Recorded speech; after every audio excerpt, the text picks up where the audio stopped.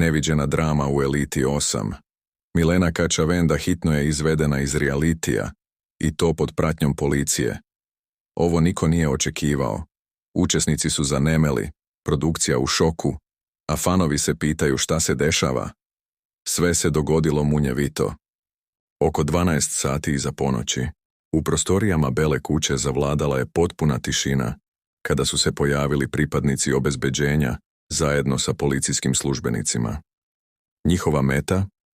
Milena Kačavenda.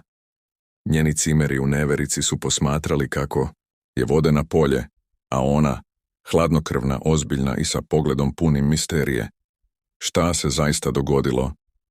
Kako saznajemo, Milena Kačavenda je hitno izvedena iz Elite kako bi prisustvovala suđenju sa bivšom prijateljicom i kumom, Anom Ćurčić. Ovaj sukob traje već mesecima, a sada je došao trenutak kada su morale da se suoče oči u oči pred sudijom. Ali ono što je šokiralo sve jeste način na koji je izvedena, uz policijsku pratnju, što dodatno podgreva spekulacije da je situacija ozbiljnija nego što iko misli. Prizor koji će se pamtiti kada su se vrata Bele kuće otvorila, Milena je zakoračila napolje, okružena obezbeđenjem i uniformisanim licima. Učesnici su ostali zatečeni, neki su samo čutali, dok su drugi sa nevericom komentarisali: ovo nije dobro, ovo znači da je situacija ozbiljna. Za to vreme, društvene mreže su eksplodirale.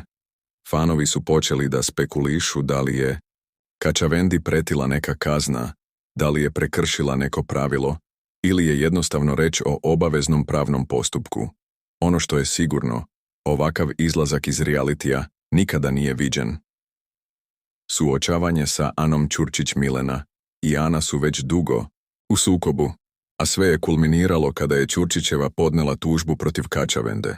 Njihovo prijateljstvo se raspalo u javnosti, a obe su iznele teške optužbe jedna protiv druge.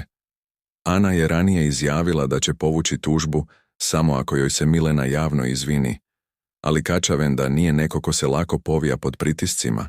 Ostaje pitanje šta će se desiti na sudu.